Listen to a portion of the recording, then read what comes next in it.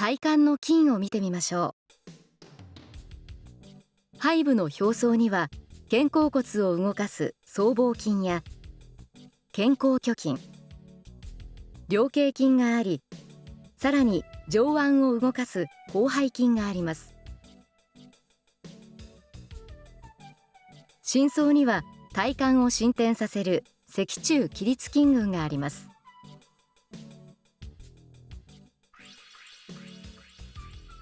胸部の表層には上腕の内転に働く大胸筋、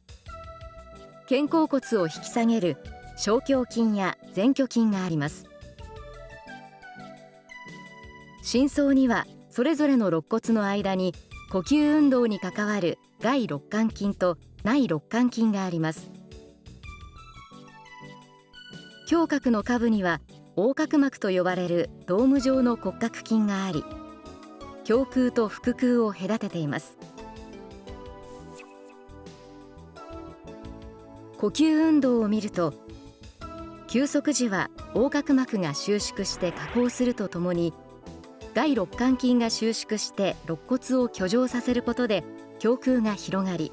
外気が肺に送り込まれます。呼吸時は横隔膜と外肋間筋が弛緩することで自然に胸腔が狭まり、息が吐き出されます。息を意識的に強く吐き出すときには内肋間筋を収縮させて肋骨を引き下げています。